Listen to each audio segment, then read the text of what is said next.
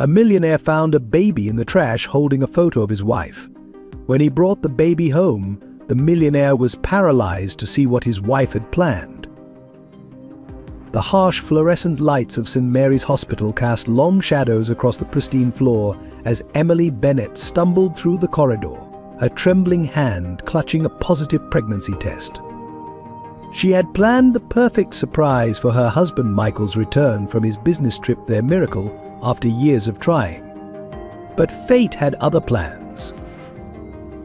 "Mrs. Bennett, your blood work results are concerning Dr. Anderson's words from moments ago echoed in her head. The symptoms you've been experiencing, they're not just from the pregnancy." The world began to spin, the sterile hospital walls blurring into a whirlwind of white. Emily reached for the nurse's station to steady herself, but her legs gave way.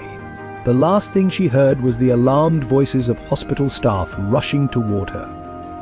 Across town, Michael Bennett hurried through the rain-slicked streets, his expensive suit soaked through. The sound that had caught his attention moments ago came again, a baby's cry, barely audible over the downpour. He hesitated, glancing around the deserted alley. Years of business instincts told him to walk away, but something pulled him toward the sound. There, beneath a deteriorating cardboard box, lay a newborn wrapped in a wet blanket. Michael's heart stopped when he saw what hung around the infant's neck, a delicate gold locket he would recognize anywhere. Inside was a photo of Emily, the same one he'd carefully placed there on their first anniversary 5 years ago. "This is impossible," he whispered, his hands shaking as he lifted the baby. "How did you get this? Who are you?" His phone buzzed, displaying St. Mary's Hospital's number. Michael's blood ran cold as he answered, still cradling the mysterious infant. "Mr. Bennett, you need to come immediately. Your wife has collapsed." "And Michael, the tests show it's leukemia. We don't have much time." The rain pounded harder as Michael stood frozen, looking between the helpless baby in his arms and the phone displaying the hospital's number. 2 lives now hung in the balance, his wife's and this mysterious infant who somehow possessed her necklace. Whatever choice he made in the next few moments would change everything forever. Thunder cracked overhead as Michael made his decision, clutching the baby closer to his chest as he ran toward his car. He didn't know it yet, but this was just the beginning of a night that would unravel decades of secrets and test the very limits of love, sacrifice, and redemption. As this story unfolds, we invite you to join us on a journey of love, sacrifice, and redemption. If these first moments have touched your heart, subscribe to witness more powerful narratives that will move your soul and remind you of humanity's deepest connections. Michael and Emily Bennett embodied the American dream in every sense. Their sprawling Victorian home in Boston's prestigious Beacon Hill neighborhood stood as a testament to Michael's meteoric rise through the corporate world. At 45, he had built Bennett Enterprises from a small startup into a Fortune 500 company, yet success had never changed his humble nature or unwavering devotion to Emily. Their love story began 10 years ago at a charity gala where Emily, then a promising young pediatrician, caught Michael's attention not with her striking beauty, but with her passionate speech about providing medical care to underprivileged children. He fell in love with her compassion first, her grace second, and everything else followed naturally. Within 6 months, they were married in an intimate ceremony by the coast. Emily brought light into Michael's formerly monotonous life.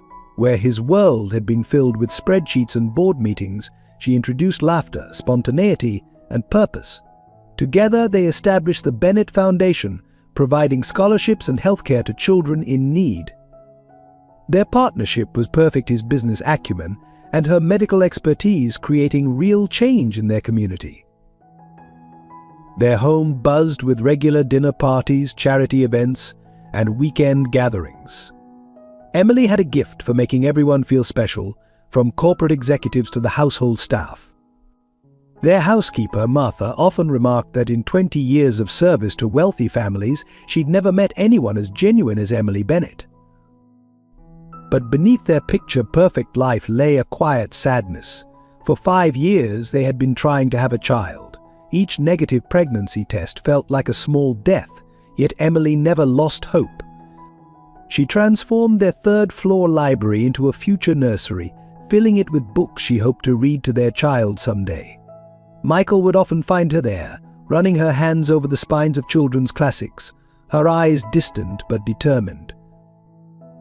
The fertility treatments had been grueling, but Emily faced them with characteristic grace. She maintained her demanding schedule at the children's hospital, never letting her personal struggles affect her care for her young patients. If anything, her inability to conceive only deepened her compassion for the families she treated. Michael watched his wife's strength with awe and heartbreak. He had offered to hire surrogates, explore adoption, anything to ease her pain. But Emily insisted their child would come when the time was right. Some things, she would say, are worth waiting for. Their marriage grew stronger through the challenges. Where other couples might have crumbled under the weight of unfulfilled dreams, Michael and Emily's bond deepened. They learned to find joy in the small moments: Sunday morning crosswords, impromptu dance sessions in their kitchen, quiet evenings in their garden watching the sunset. Just last month, they had decided to take a break from fertility treatments. Emily suggested they travel, perhaps volunteer at medical camps in developing countries. "Maybe our purpose is bigger than we imagined," she had said, curled up in Michael's arms. "Maybe we're meant to help many children instead of having just one." Her selflessness in the face of disappointment made Michael love her even more. He had planned to surprise her with a trip to Tuscany, where they had spent their honeymoon. The tickets were hidden in his desk drawer, waiting for the right moment. Everything was perfect, or at least it seemed that way. Neither of them could have predicted how quickly their carefully constructed world would unravel, or how the appearance of one small baby would expose long-buried secrets that would test not just their love, but their very understanding of family, loyalty, and forgiveness. The bright lights of St. Mary's Hospital's oncology wing cast harsh shadows across Dr. Anderson's face as he delivered the devastating news. Emily's leukemia was aggressive, already in stage 4. The pregnancy had masked the symptoms: the fatigue, the bruising, the persistent low-grade fever she'd attributed to stress and hormonal changes. "Without immediate treatment, we're looking at days, maybe weeks," Dr. Anderson explained, his voice heavy with professional gravity. "But with the pregnancy, Mrs. Bennett, you'll need to make a choice. The chemotherapy would be fatal for the baby." Michael gripped Emily's hand tighter, the mysterious infant from the alley now sleeping in a hospital bassinet beside them. The baby's presence added an impossible layer of complexity to an already overwhelming situation. The gold locket still hung around the child's neck, catching the fluorescent light and seeming to mock them with its familiarity. "There has to be another option," Michael insisted, his voice cracking. "We can't just. There has to be something else." He looked desperately between Dr. Anderson and the team of specialists gathered in the room, searching for any sign of hope in their faces. Dr. Anderson cleared his throat, adjusting his glasses. "There is one possibility: a bone marrow transplant. With a perfect match and aggressive supporting therapy, we might be able to buy enough time for Emily to carry the pregnancy to term. But finding a match quickly enough would be—" "Test me," Michael interrupted. "Test me right now." "Mr. Bennett, the chances of a non-relative being a match are extremely low. We'd need someone with a very close genetic connection to Emily. Siblings, particularly identical twins, would be ideal." Emily's face went pale, paler than seemed possible given her already weakened state. Michael noticed her hand trembling in his, but before he could question it, she spoke in a whisper. "I don't have any siblings. I was an only child." The baby stirred in the bassinet, drawing everyone's attention. Dr. Anderson approached, examining the infant with professional curiosity. "This child. You said you found him abandoned? With Mrs. Bennett's necklace?" Michael nodded, the weight of the coincidence suddenly feeling more significant. Could the baby be tested? The room fell silent. Dr. Anderson exchanged glances with his colleagues before responding carefully. Given the circumstances, yes, we should test everyone possible, including the infant. But Mr. Bennett, even if we find a match, the procedure carries significant risks for both donor and recipient. Emily's voice came out stronger than expected. No, not the baby. He's too small, too vulnerable. I won't risk an innocent child's life for mine. Her hand instinctively reached toward the bassinet, maternal instinct overriding even her own survival instinct. Mrs. Bennett, one of the specialists, stepped forward. We understand your concerns, but time is critical. Every hour we delay treatment reduces your chances of survival. We need to run all possible tests immediately. Michael watched his wife's face, seeing something there he'd never noticed before, not just fear or concern, but guilt. She was hiding something that seemed to weigh heavier than even her diagnosis. "Emily," he said softly, "what aren't you telling me?" Before she could answer, a nurse burst into the room, clutching test results. "Dr. Anderson, you need to see this immediately." She handed him the papers with trembling hands. The doctor's eyes widened as he read, his professional composure cracking for just a moment. This is impossible. The baby's DNA markers. Mrs. Bennett, are you absolutely certain you have no siblings? Emily closed her eyes, tears streaming down her face. "Michael," she whispered, "there's something I should have told you years ago. Something about my past, about who I really am." The baby began to cry, its wails echoing through the sterile hospital room as the truth that would unravel everything hung unspoken in the air. 25 years earlier, in a small town outside Boston, two identical girls sat on a creaking porch swing, their matching sundresses billowing in the summer breeze. Emily and Sarah Miller, aged 15, were inseparable mirror images with one subtle difference. Sarah had a small birthmark behind her right ear, a detail their parents used to tell them apart. "Promise we'll always be together," Sarah whispered, braiding Emily's hair as they watched the sunset. No matter what happens, neither girl knew it would be their last evening together. The next morning, their parents sat them down, faces grave. Financial ruin had struck the Miller family. Medical bills from their mother's recent cancer treatment had bankrupted them. They could no longer afford to keep both girls. A wealthy aunt had offered to take one child to give her the education and opportunities they couldn't provide. They had to choose. "Take Emily," Sarah had said immediately, her voice steady despite the tears streaming down her face. "She's always been the smarter one, the one with big dreams. She'll be a doctor someday." The selflessness in her sacrifice would haunt Emily for decades to come. Their parents' tears, their desperate apologies, the final hug, these moments burned themselves into Emily's memory. Sarah disappeared into the foster system, despite their parents' promises to find a way to reunite them. Every letter Emily sent was returned unopened. Every attempt to find her sister hit a dead end. Emily threw herself into her studies, driven by an unspoken promise to make Sarah's sacrifice worthwhile. She graduated top of her class, earned her medical degree, built the life her sister had wanted for her. But success tasted bitter without Sarah to share it. On her wedding day to Michael, Emily had left an empty seat in the front row, a small photo of two identical girls in sundresses placed carefully on the chair. She never told Michael about Sarah. The guilt and shame of her family's choice weighed too heavily. How could she explain that her perfect life was built on her sister's sacrifice? Years passed, and Emily never stopped searching. Private investigators found fragments. Sarah had bounced between foster homes, excelled in school despite the instability, and eventually earned a nursing degree. Then the trail went cold. It was as if Sarah Miller had vanished completely. Now, staring at the mysterious baby with her necklace, Emily felt the weight of her secrets crushing her. The timing of her illness, the abandoned infant, the impossible DNA match. It couldn't be coincidence.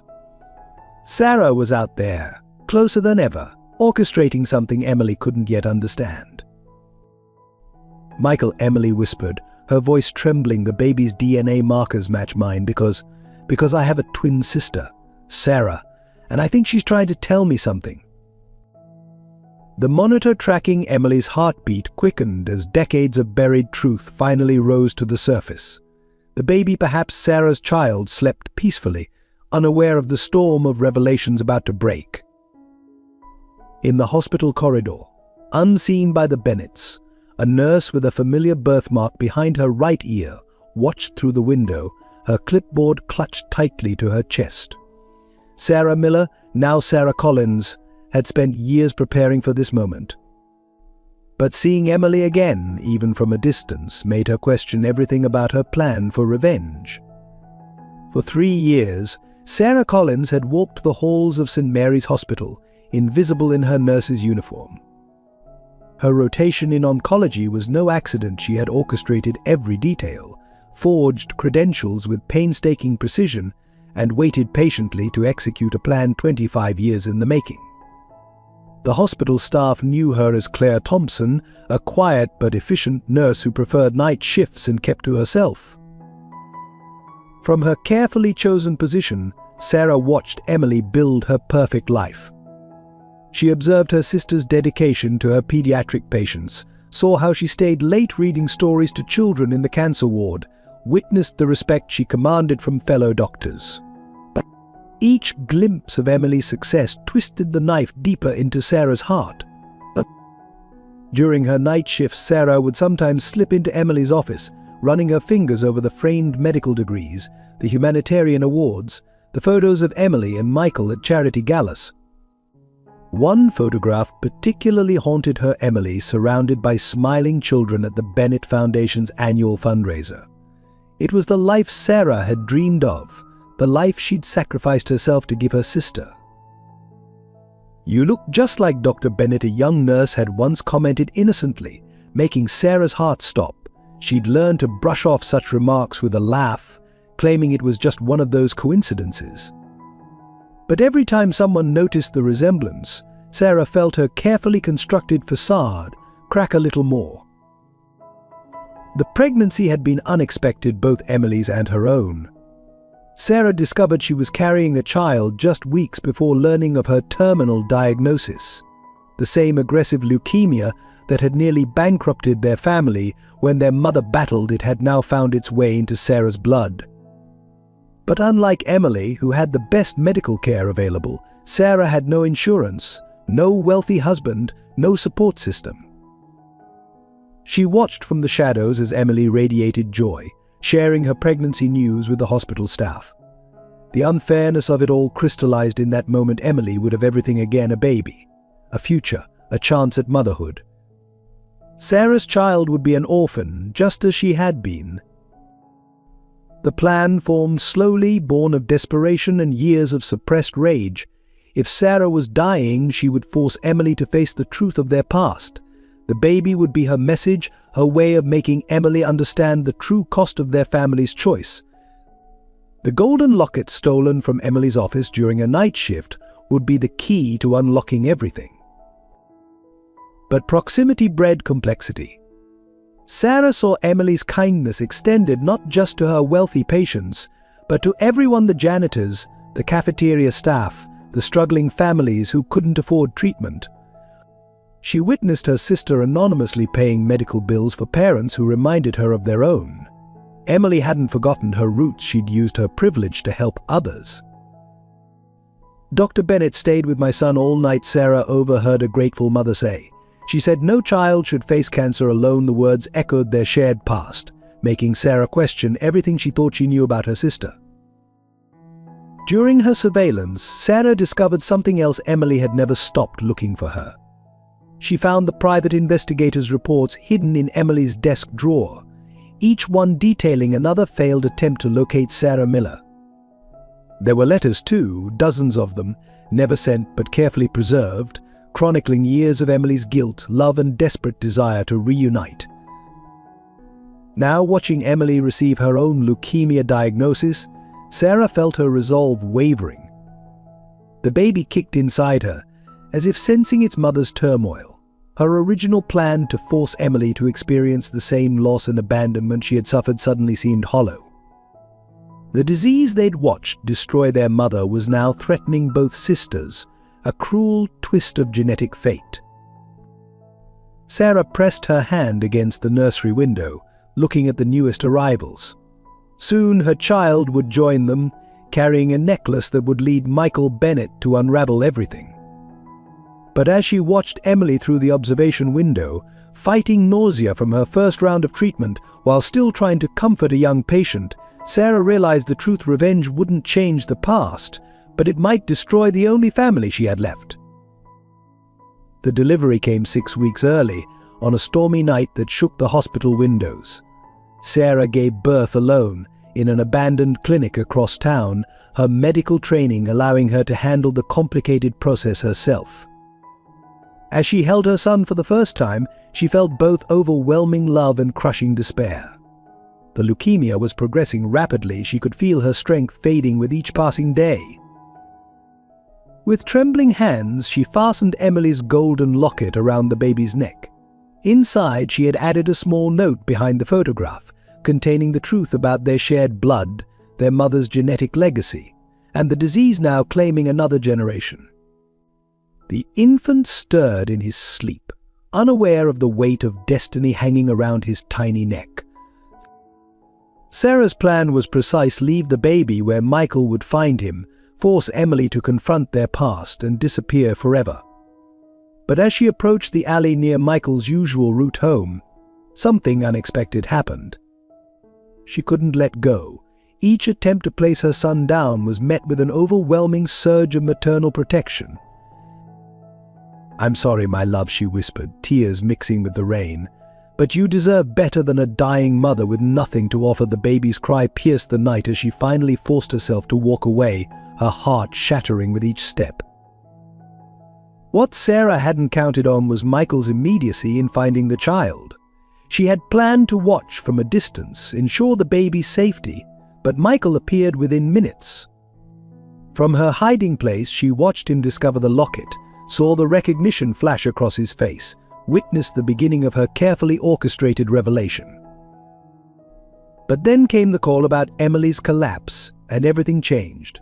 Sarah followed Michael to the hospital, slipping in through the staff entrance, her nurse's uniform providing the perfect cover. She heard the diagnosis: the same cancer that was killing her was now threatening Emily too. The cruel irony wasn't lost on her: their shared blood had given them the same death sentence. As she watched Emily and Michael grappling with the news, Sarah's carefully constructed plan began to unravel. The baby, her son, was now potentially Emily's only hope for survival. A bone marrow transplant from a newborn carried risks, but it might be the only chance either sister had. That's when Sarah made her decision. If she couldn't have her revenge, she would orchestrate one final act of chaos. Late that night, she slipped into the hospital nursery where her son lay. The security cameras had been carefully disabled. She'd spent months learning the hospital's systems. With practiced efficiency, she lifted the baby from his bassinet. "We're going to make them understand," she whispered, moving swiftly through the dark corridors. But as she reached her car, she saw Michael in pursuit. He must have been watching the nursery, anticipating something like this. Panic seized her. This wasn't part of the plan. She drove to the abandoned warehouse she'd prepared as a backup, her mind racing. The building was old, its wooden bones dry and waiting. Sarah had placed gasoline cans strategically, not to harm anyone, but to create a spectacle, to ensure her story would finally be heard. The baby sensed her distress, beginning to cry as she carried him inside. She could hear Michael's car in the distance. Everything was falling apart, but perhaps that had been the point all along. With shaking hands, she struck a match.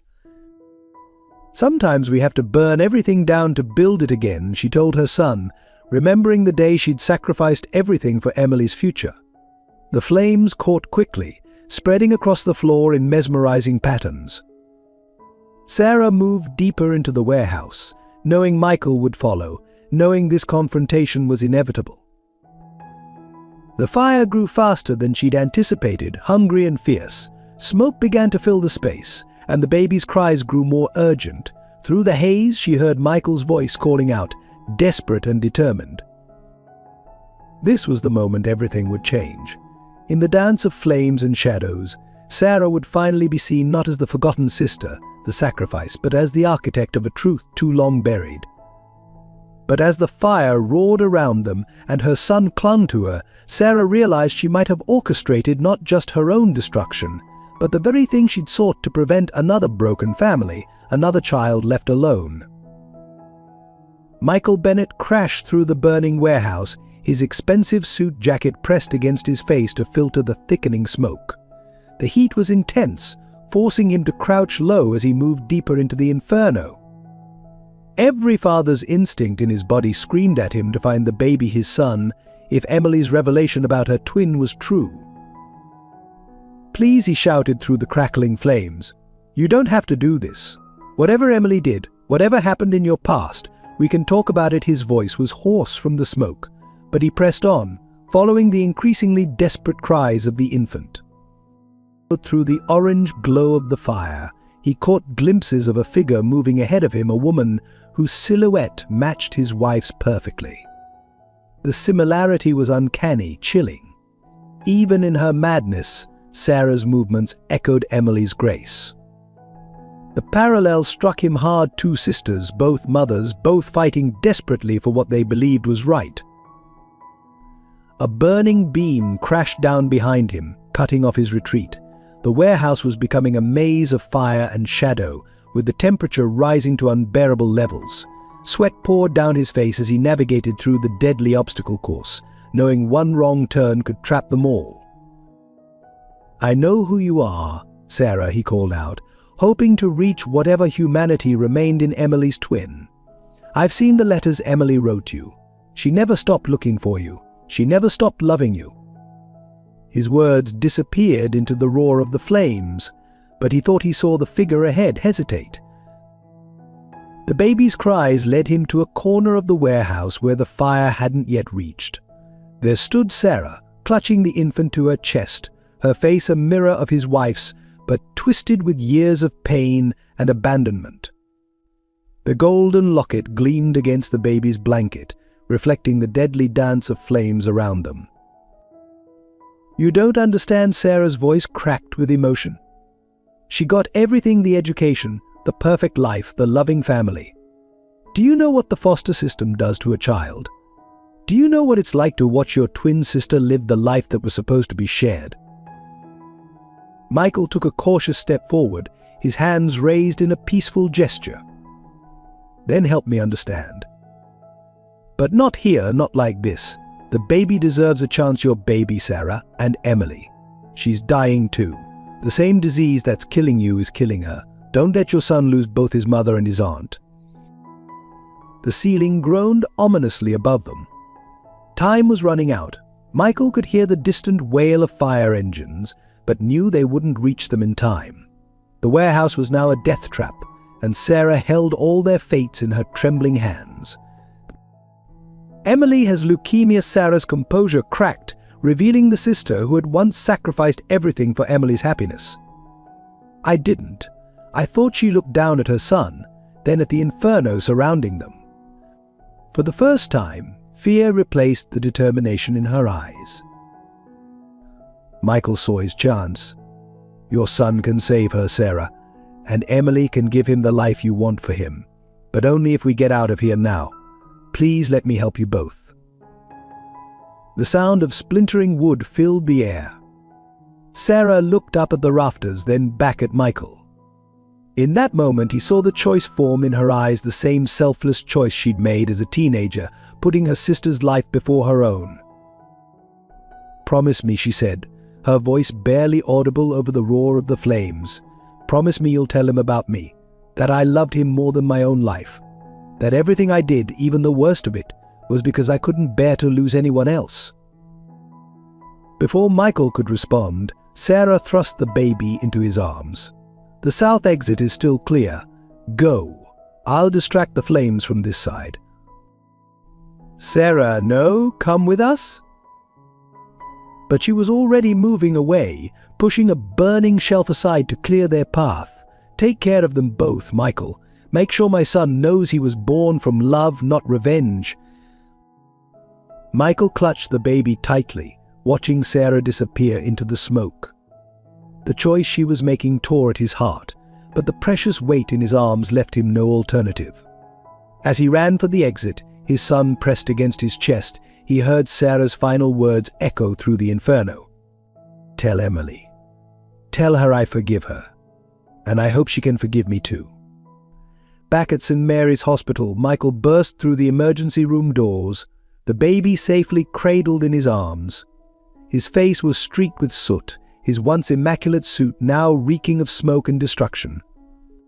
As medical staff swarmed around them, checking the infant for smoke inhalation, Dr. Anderson approached with a grave expression.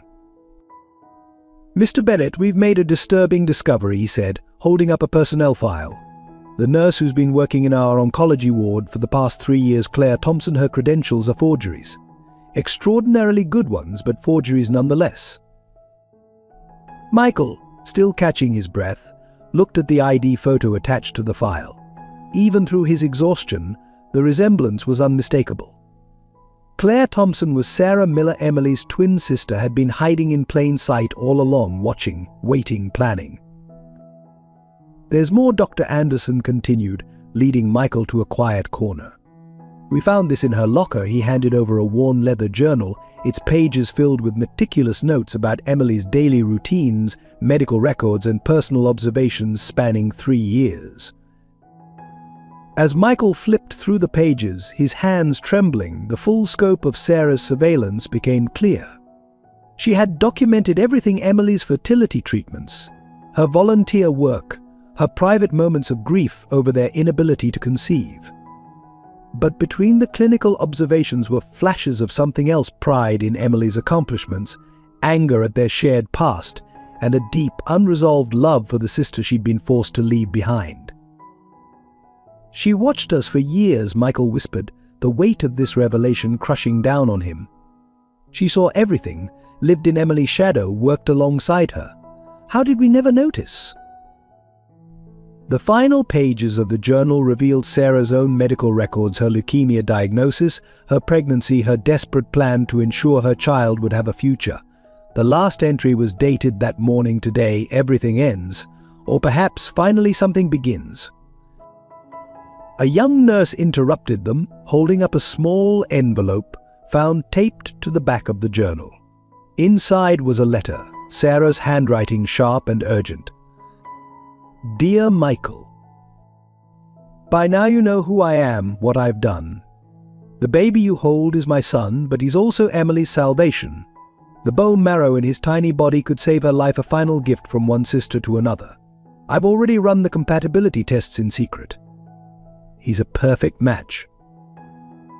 I didn't plan for Emily to be sick. When I learned of her leukemia, everything changed. My revenge turned to redemption. You see, I'm dying too. The same disease that took our mother, that's killing Emily, has already claimed me. There's no treatment left for me, but there's hope for her. In my locker you'll find adoption papers already signed. I'm giving my son to you and Emily. Not just to save her life, but because you can give him what I never had: a family that stays together. The fire wasn't meant to hurt anyone. It was meant to burn away the lies, the pain, the years of separation. Perhaps it will burn away my bitterness too. Take care of them both. Tell my son that his mother loved him enough to give him his best chance. Tell Emily that every day I watched her help others, save lives. I was proud to be her sister. Love them like I never could. Sarah." Michael sank into a nearby chair, the letter crumpling in his grip. The baby stirred in the nursery nurse's arms, his tiny face peaceful despite the chaos he'd endured. Looking at him now, Michael could see both sisters in his features: Emily's gentle eyes, Sarah's determined chin. A commotion down the hall drew his attention. Emergency personnel were bringing someone in on a stretcher, a figure badly burned but somehow still alive. Through the swarm of medical staff, Michael caught a glimpse of a small birthmark behind a blistered ear.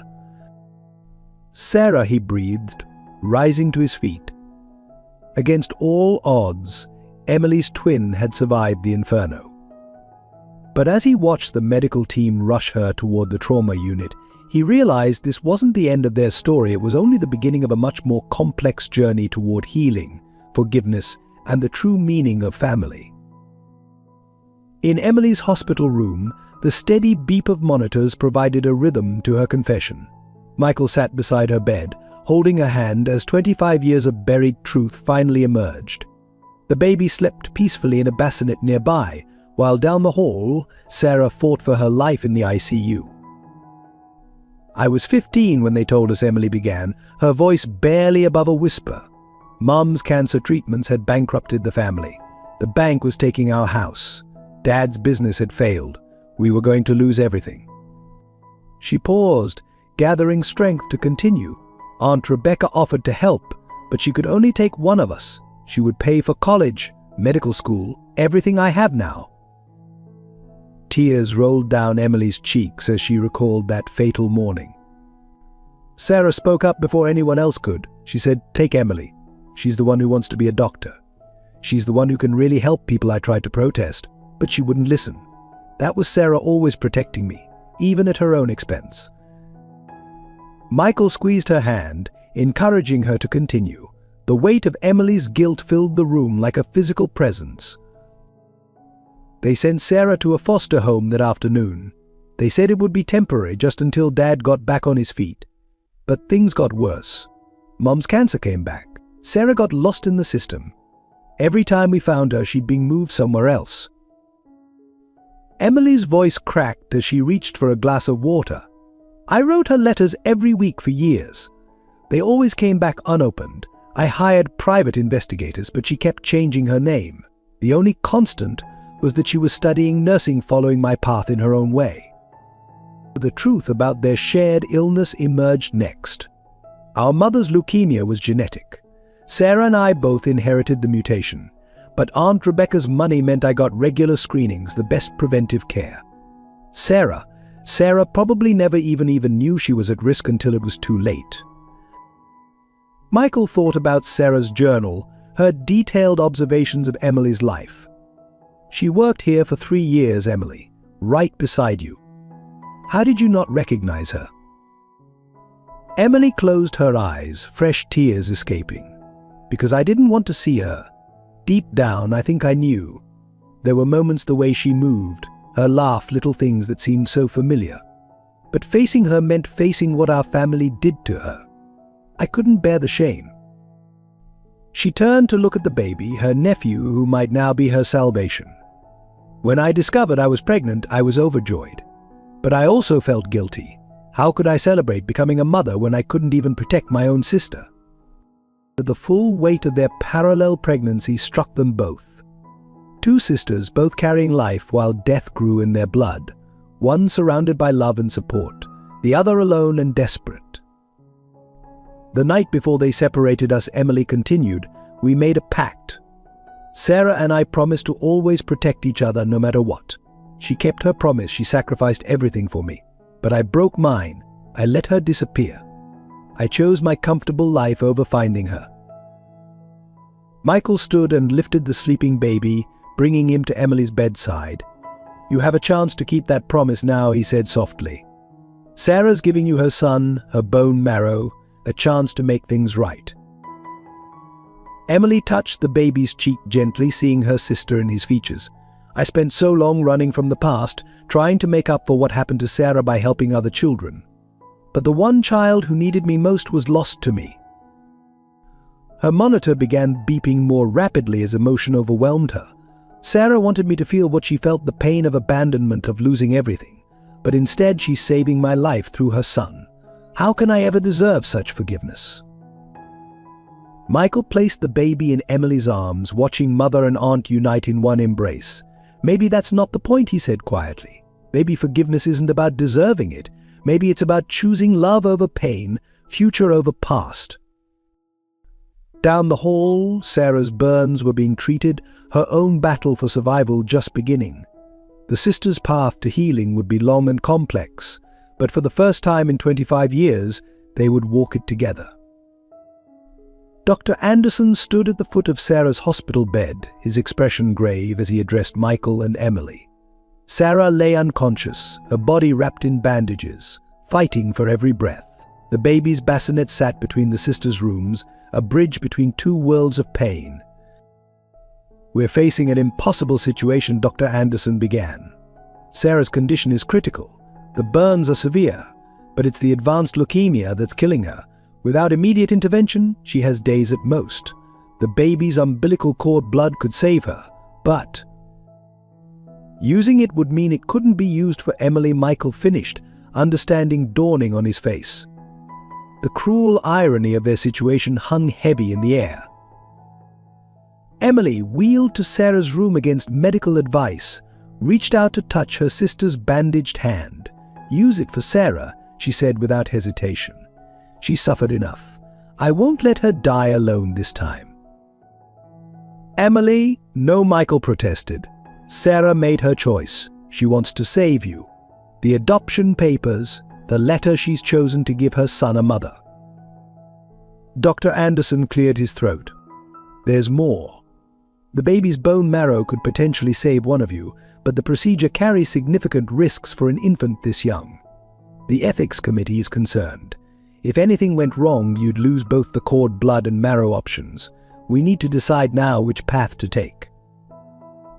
Emily looked at her sister's burned face, seeing past the bandages to the 15-year-old girl who had sacrificed everything for her. "How many times will I let her sacrifice herself for me? First her future, now her life."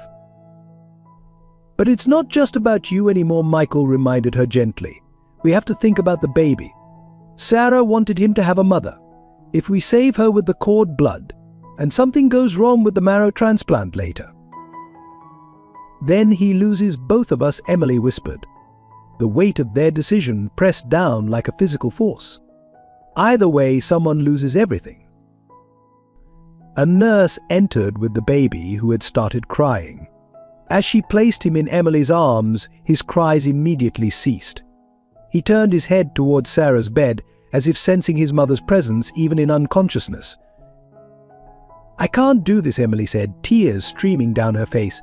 "I can't choose between my sister's life and my own, between giving this child his mother or being his mother myself.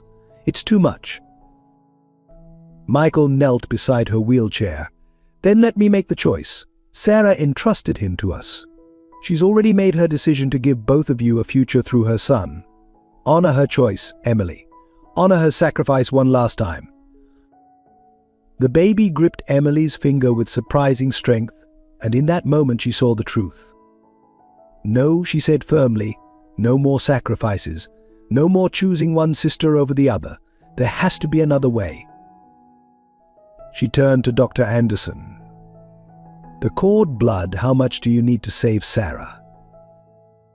The doctor consulted his charts. Even a partial transfusion could buy her time, but it would reduce the chances of success for your own treatment. "Then split it," Emily declared. "Give Sarah enough to keep her alive and bank the rest. Buy us time to find another solution. I refuse to let this end with another broken family."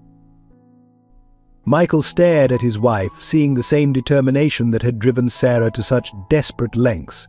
"The odds would be against both of you." "Then we'll beat them together," Emily said, reaching again for her sister's hand. "Sarah never gave up on me, even when she had every reason to. Now it's my turn to fight for her. For all of us." Dr. Anderson nodded slowly. "It's risky, but it could work. We'll need consent forms signed immediately."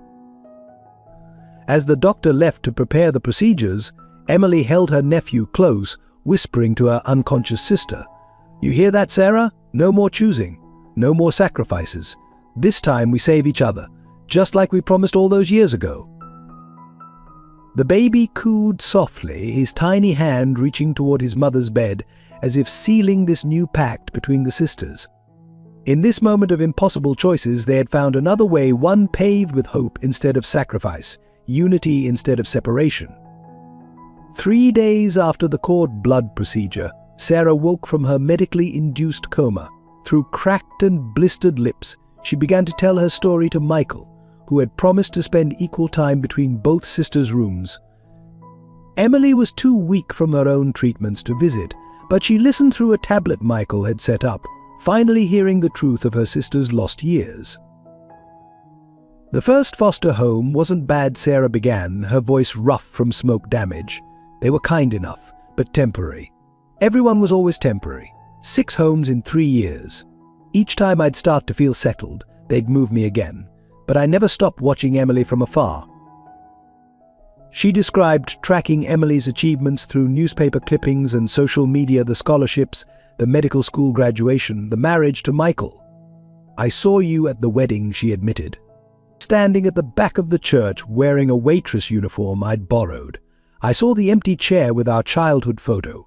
That's when I knew she hadn't forgotten me." The foster system had hardened Sarah, but it hadn't broken her drive. She worked multiple jobs through high school, earned a nursing scholarship, fought for every opportunity. I wanted to prove I could succeed without Aunt Rebecca's money, without anyone's help. But everywhere I went, I saw Emily shadow her name on medical journals, her face on hospital bulletin boards. The turning point came when Sarah discovered she was pregnant. I had just been diagnosed with leukemia. Stage 4, like mother.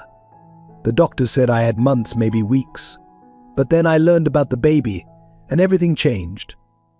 I wasn't dying anymore, I was running out of time to secure my child's future. She described the years working at St. Mary's, watching Emily's perfect life while planning her elaborate revelation. "I chose your hospital because I knew Emily would end up there eventually. Our mother's cancer was genetic. I had no money for preventive screenings, but Emily had the best care. I knew one day we'd share the same diagnosis. I just didn't expect it to happen when we were both pregnant." Michael listened as Sarah detailed her surveillance, her careful documentation, her growing understanding of the sister she'd lost. Emily wasn't just successful, she was good. Genuinely, fundamentally good. She spent her own money treating children whose families couldn't pay. She remembered every patient's name, their favorite books, their fears. She became the doctor I always knew she could be. Tears rolled down Sarah's burned cheeks as she continued. That made it harder to hate her. Every time I tried to nurture my anger, she'd do something so perfectly Emily, like spending Christmas Eve reading to the children's ward, or establishing a foundation for families struggling with medical bills. She was living the life I sacrificed myself for her to have. The pregnancy had complicated everything. I planned to leave the baby where Emily would find him. Let her experience the pain of an impossible choice. But then I learned about her fertility struggles, saw her crying in her office after failed treatments. Even in our shared pain, fate gave me what she desperately wanted. Sarah's voice broke as she described the night of the fire. "I didn't mean for it to get so out of control. I just wanted to force a confrontation, make Emily face what our family had done. But when Michael followed me into the warehouse, when he told me about Emily's leukemia, I realized I was about to orphan my son for revenge against a sister who had never stopped loving me." The monitors beeped steadily as Sarah fought through her pain to finish her story. In the fire, I saw our mother's face. She died alone, bitter about the choices cancer forced her to make. I couldn't let that be my legacy too. I couldn't let my son grow up thinking his mother chose hatred over hope. She turned to Michael, her bandaged hands trembling. "The adoption papers in my locker, I signed them the day I learned about Emily's diagnosis. I knew then that my son could either save his aunt's life or lose both his mother and his aunt to the same disease that took his grandmother. The choice was clear, even if I wasn't ready to accept it." Michael sat in silence, absorbing the weight of Sarah's confession. Through the tablet, he could hear Emily's quiet sobs. 25 years of separation, of misunderstanding and pain, finally laid bare. "Your son," Michael said softly, "he has your strength. The doctors say he's recovering well from the cord blood collection. He's a fighter, like both his mothers. Sarah closed her eyes, exhaustion overtaking her. "Tell Emily. Tell her I understand now. Why she kept the empty chair at her wedding. Why she never stopped searching. Tell her that in the end, it wasn't hate that brought me here, it was love. A sister's love, a mother's love, the kind of love that survives even when everything else burns away." As Sarah drifted back to sleep, Michael looked between the tablet showing Emily's tear-streaked face and the sleeping woman who had risked everything to save her sister, even in her darkest moment of revenge. The truth of their family's tragedy, finally spoken, filled the room with both sorrow and hope that perhaps some wounds, even those 25 years deep, could finally begin to heal. The arrival of Thomas Miller, the twins' father, to St. Mary's Hospital brought another layer of revelation to the family tragedy. Now 70 and stooped with age, he had seen the news of the warehouse fire and recognized Sarah despite her burns. Standing between his daughter's rooms, he finally shared the full truth of that fateful decision 25 years ago. "Your mother's cancer wasn't the only reason we had to separate you," he began, his weathered hands trembling as he pulled out an old envelope. "Aunt Rebecca's offer came with conditions we never told either of you about." Inside the envelope was a contract, yellowed with age, but its terms still clearly legible. Rebecca Thompson, their mother's wealthy sister, had demanded complete separation of the twins. Emily was to cut all ties with her past, including her sister, in exchange for the guarantee of her education and future. She believed that success required sacrifice, Thomas explained, his voice heavy with decades of regret. She saw how close you girls were and thought that bond would hold Emily back. Rebecca wanted to remake Emily in her image, a woman unencumbered by family obligations or emotional attachments. Michael, sitting between the sisters' rooms, felt anger rise in his throat. "You agreed to this? To deliberately separate them?" Thomas shook his head, tears forming in his eyes. "We refused initially, but then your mother's condition worsened. The experimental treatment that might save her was only available overseas, costing more money than we'd make in a lifetime. Rebecca offered to pay for everything: the treatment, Emily's education. A fresh start, but only if we agreed to the separation." Through the tablet connection, Emily's voice cracked with emotion. "You never told me. All these years, I thought it was just about money." "We thought we were protecting you both," Thomas continued. "The doctors gave your mother 6 months without the treatment. With it, she might have years. We convinced ourselves it was worth the price.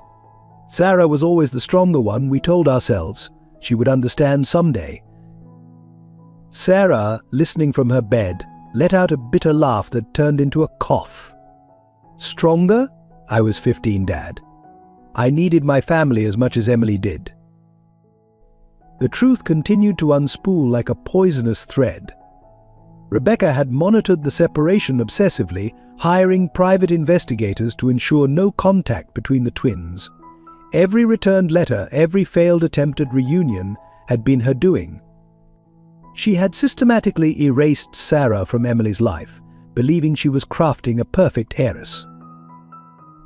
"The cruelest part," Thomas said, pulling out another document, "was that your mother's treatment failed anyway. She died 18 months later, begging to see you both together one last time. Rebecca refused to allow it, said it would undo all the progress she'd made with Emily." Emily's sobs echoed through the tablet. "All those years of searching, every time I got close." Rebecca's people got there first, Thomas confirmed, moving Sarah to new foster homes, changing records, creating false trails. She was determined to keep you apart. Sarah's monitor beeped faster as she processed this revelation. "Where is she now?" "Aunt Rebecca."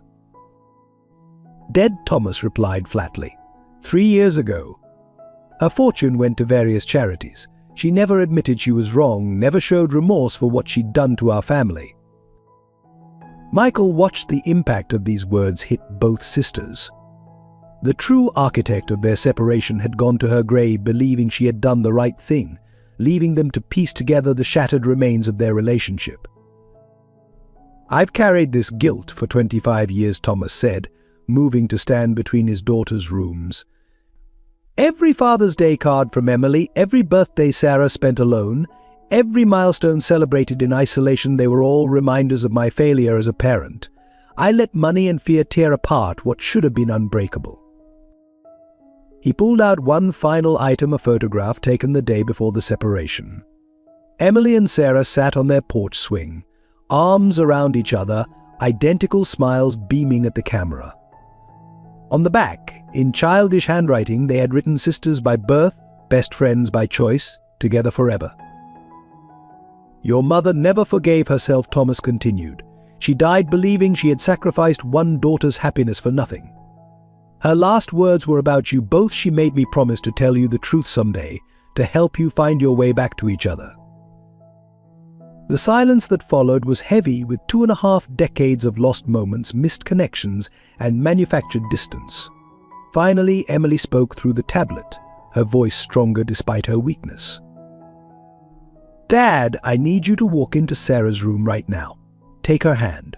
Tell her what you should have told her 25 years ago." Thomas moved slowly to Sarah's bedside, taking her bandaged hand in his. "Sarah, my brave, beautiful daughter.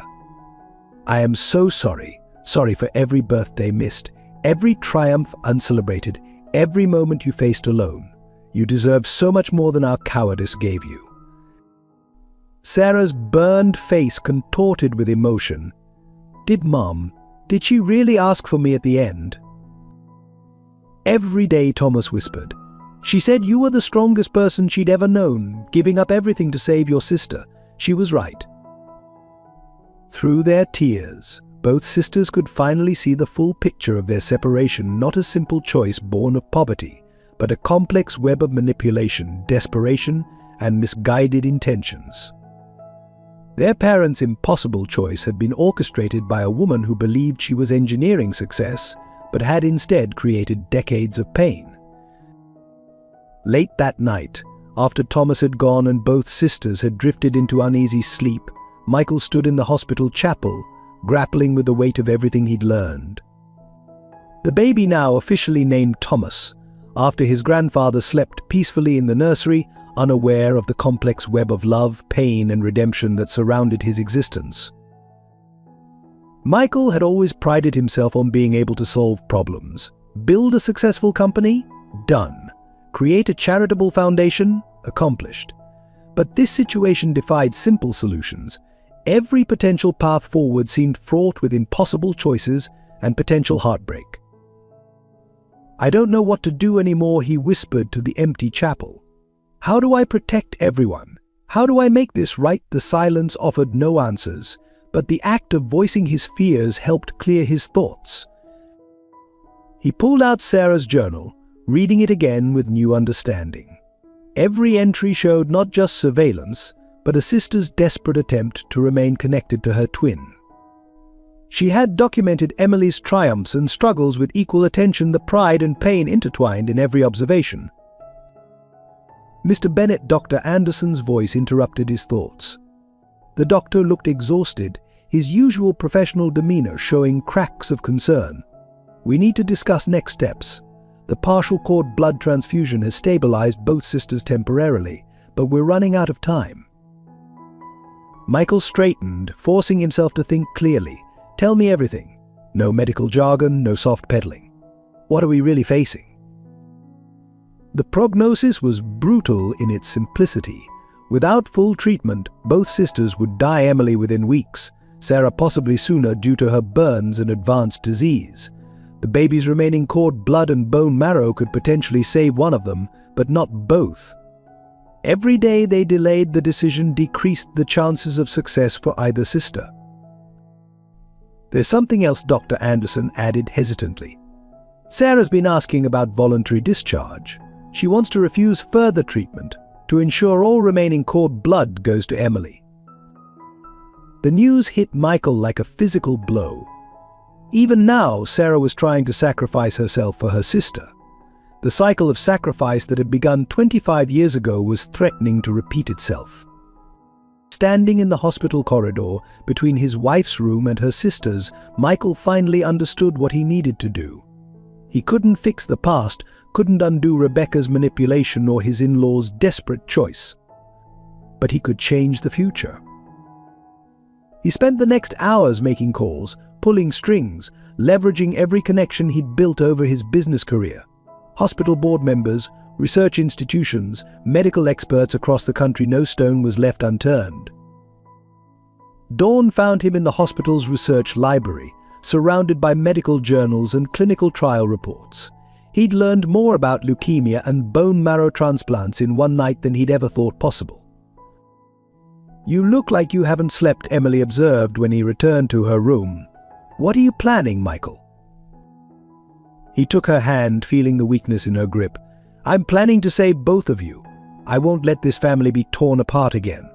There's a specialist in Boston who's been developing a new protocol for partial marrow transplants, combining multiple donor sources. It's experimental, but..." "It's dangerous," Emily finished, understanding immediately. "You're talking about using both the cord blood and trying something untested." Michael nodded. "The baby's cord blood, partial marrow donation, and possibly other matching donors. Dr. Anderson is reaching out to the research team now. It's a long shot, but it's better than choosing which sister lives." Emily squeezed his hand weakly. "And if it fails, we could lose everything." "We're already losing everything," Michael replied firmly. "I've watched you search for Sarah for years. I've read her journal, seen how she never stopped loving you, even when she thought she hated you. I won't let this end with another sacrifice." He moved to Sarah's room next, presenting the same plan. Her burns were healing slowly, but her eyes were sharp as she listened. "Why?" she asked finally. "Why fight so hard for someone who tried to destroy your family?" Michael sat beside her bed, choosing his words carefully. "Because you are family. Because every action you took, even the desperate ones, came from love. Because your son deserves to know both his mother and his aunt. Because 25 years of sacrifice is enough." Sarah turned away, but not before Michael saw the tears in her eyes. "I don't deserve this chance." "Maybe not," he agreed gently. "But Emily deserves her sister. Your son deserves his mother. And this family deserves a chance to heal all of us together." The baby's cry from the nursery drew their attention. Through the window, they could see a nurse lifting him, his tiny face scrunched in temporary displeasure. "I promised him," Michael said softly, "that night in the warehouse that I would protect his family. All of his family. I intend to keep that promise." For the first time since the fire, Sarah smiled, a small, painful movement through her healing burns, but genuine. "Emily always said you were stubborn." "She was right," Michael replied, standing. "Now rest. Tomorrow we start fighting not against each other, but for each other. It's time this family learned a new way to love." The hospital's ethics committee meeting was unprecedented in its scope and emotional intensity. In the large conference room, specially converted to accommodate 2 hospital beds, Emily and Sarah lay side by side for the first time in 25 years. Michael stood between them, while Thomas S.R. sat heavily in a corner chair. Dr. Anderson and the committee members faced them across a long table, their expressions grave. "This is highly irregular, Dr. Winters," the committee chair began. "We're being asked to approve an experimental treatment protocol that could potentially endanger all involved parties, including an infant. The liability issues alone..." "With all due respect," Michael interrupted, his voice steady but intense, "we're not here to discuss liability. We're here to save 2 lives and heal a family that's been broken for far too long." The baby's soft coos from his bassinet seemed to underscore the gravity of the moment. Sarah, her burns still raw and painful, turned her head toward her son. Emily reached across the space between their beds, her hand finding her sister's. "The committee has reviewed Mr. Bennett's proposal," Dr. Winters continued. "While the research from Boston is promising, combining partial marrow donation with cord blood transfusion in this way has never been attempted. The risks..." "I understand the risks," Sarah interrupted, her voice raspy from smoke damage. "But I won't let my sister die while there's a chance to save her. And I won't orphan my son if there's any way to prevent it." Emily's voice joined her sister's, weak but determined. "We've spent 25 years apart because someone else decided our fates. We're choosing this together. Whatever happens, we face it as sisters." Dr. Anderson stepped forward, spreading out the medical charts. The procedure would be complex. We'd need to coordinate with the Boston team, carefully time the donations, monitor both patients constantly. The strain on both your bodies would be extreme. And the infant, another committee member asked. The physical trauma of multiple marrow extractions, even partial ones. "My grandson has already proven stronger than any of us," Thomas S.R. spoke up from his corner. "He survived being born early, survived the fire, survived everything fate has thrown at this family. He's a fighter, like his mother and his aunt." The committee members exchanged glances, their professional detachment wavering in the face of such united determination. Dr. Winters removed her glasses, rubbing her eyes tiredly. "Even if we approve this, there are practical considerations. The cost alone." "I'll cover everything," Michael said firmly. "Every doctor, every procedure, every piece of equipment needed. I'll sign whatever waivers you require, but we're doing this." Sarah's monitor beeped erratically as she tried to sit up. Why? Why risk everything like this? Your wife? Your money? Because your family," Michael cut her off. "Because I've watched Emily carry the weight of losing you for our entire marriage. Because I've read your journal, Sarah. Every entry showing how you watched over your sister, even when you thought you hated her. Because your son deserves to know the incredible strength of both his mother and his aunt." Tears streamed down Sarah's burned face. "I tried to destroy your family. I left my baby in an alley. I set a fire that almost killed us all. How can you still call me family?" Emily's grip on her sister's hand tightened. "Because you're my sister. Because every terrible choice you made came from love twisted by pain. Because I never stopped looking for you, even when it seemed hopeless." The baby began to fuss, and a nurse brought him to Sarah. As she held her son, Emily reached across to touch his tiny hand. The sisters' tears mingled as they shared this moment, the first of many they hoped to have. Dr. Winters watched this exchange, her professional resolve crumbling. The committee needs to confer. "But before we do, I want to be clear about something. If we approve this, there's no guarantee of success. We could lose both of you." "We've already been lost to each other for 25 years, Emily said softly. "A few more weeks or months alone means nothing. But a chance to truly be sisters again, to heal our family's wounds, that's worth any risk." Sarah nodded, her burned features set in determination. "We're done letting fear and other people's choices separate us. Whatever happens, we face it together." The committee members filed out, leaving the family alone. Michael looked between the sisters, seeing their mother's strength in both their faces. The baby slept peacefully, one hand clutching Sarah's hospital gown, the other wrapped around Emily's finger. "Whatever they decide," Michael said quietly, "know that you've already changed everything. You've shown that love can survive anything, even 25 years of separation, even fire, even death itself." Thomas S.R. moved to stand between his daughters' beds, placing a hand on each of their shoulders. "Your mother would be so proud of you both, not for the pain you've endured, but for finding your way back to each other despite everything." The sisters lay in silence, hands still clasped, waiting for the committee's decision. But in their hearts, they had already won their greatest victory. They were together, and this time nothing would tear them apart.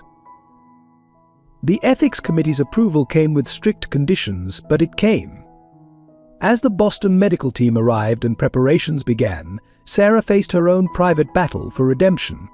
In the quiet hours before dawn, she asked to see every person she had wronged during her years of planning revenge.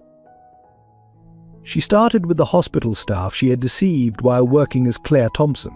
One by one, nurses and doctors came to her room, hearing her painful confessions and apologies. Most were stunned to learn the full story, many moved to tears by the depth of her regret and the complexity of her motivations.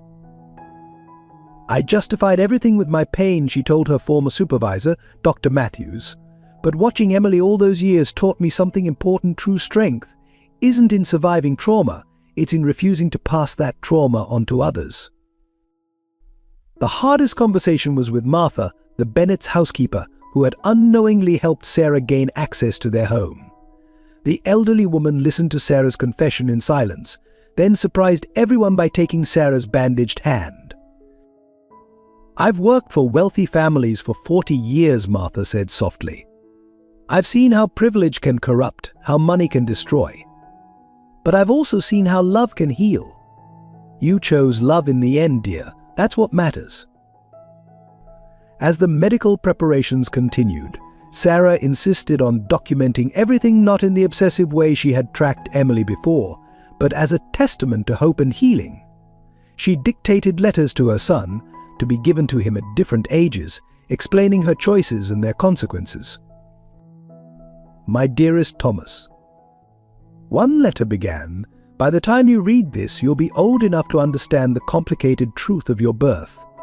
I want you to know that every choice I made, even the worst ones, came from a place of love, twisted and broken love. But love nonetheless. Your Aunt Emily taught me that love doesn't have to break things to be real."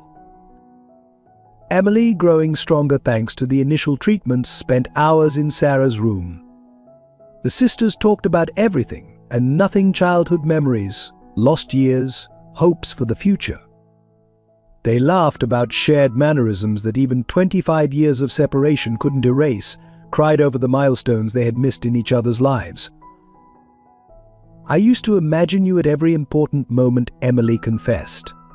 "My medical school graduation, my wedding, every achievement. I would look for you in the crowd, hoping somehow you'd found your way back to me." Sarah smiled through her healing burns. "I was there for more of them than you knew. Always watching, telling myself I was gathering ammunition for revenge. But really, I think I just couldn't bear to be completely separated from you." The Boston team's arrival brought a new intensity to Sarah's redemption journey. As they explained the risks and procedures, she insisted on knowing every detail, determined to face whatever came with complete awareness. "If something goes wrong," she told Michael privately, "if you have to choose, save Emily. My son needs at least one of us to survive, and she's always been the better person." But Michael refused to accept her sacrifice. "Your son needs his mother, his real mother, not just stories about her nobility and death. We save you both, or we keep trying until we do." Sarah's burns continued to heal, revealing the familiar features that mirrored Emily's. The sisters often caught staff members doing double takes, still amazed by their identical appearance. But it was their differences that fascinated Sarah, now the ways life had shaped them, the unique strengths they had developed. "You became everything Aunt Rebecca wanted," Sarah observed one evening. "Successful, respected, genuinely good. But you did it without losing your heart. That's what she never understood. True strength comes from connection, not isolation." As the date for the experimental procedure approached, Sarah found her final opportunity for redemption in an unexpected way. The hospital's pediatric cancer ward, where Emily had spent so much time, was struggling with funding cuts. Sarah asked Michael to bring her laptop to her bed. "I want to tell our story," she announced. "Not just the tragedy, but the hope. Every family who's been torn apart by illness or circumstance needs to know that healing is possible." Together with Emily, she began writing. Their story, published anonymously at first in medical journals and then more widely, sparked a movement. Donations poured in, not just for the pediatric ward, but for a new foundation dedicated to helping separated families reunite. "See," Emily said, reading the responses to their story. "Your pain, your journey, it's already helping others heal. That's the real redemption, isn't it?" Sarah held her son, watching him grip Emily's finger. I spent so many years letting pain define me. Now I want my love to define me, love for him, for you, for our whole complicated, beautiful family. The night before the procedure was set to begin, Sarah asked to have her bed moved next to Emily's. The sisters lay side by side, just as they had as children, their hands clasped between them. Whatever happens tomorrow, Sarah whispered, thank you for showing me that it's never too late to choose love over hate, healing over hurt. Emily squeezed her hand. We're just beginning, sister, just beginning. The day of the experimental procedure dawned with a tense anticipation that filled the entire hospital wing. Dr. Henderson, the specialist from Boston, stood before the assembled medical team, his face grave as he outlined the complex series of treatments ahead. We'll begin with Sarah, he explained, gesturing to the detailed timeline projected on the wall. Her burns and advanced disease progression make her our most critical patient. The first partial marrow extraction from the infant will be dedicated to her treatment. Emily, lying in her preparation bed, interrupted. No, start with Sarah's cord blood treatment first. We know that's the safest option for immediate intervention.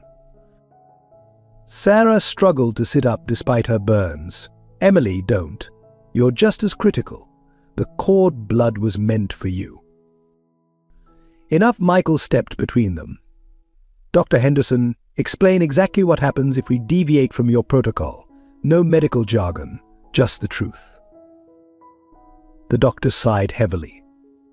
If we start with the cord blood treatment for Emily, we risk losing Sarah before we can begin her marrow procedure.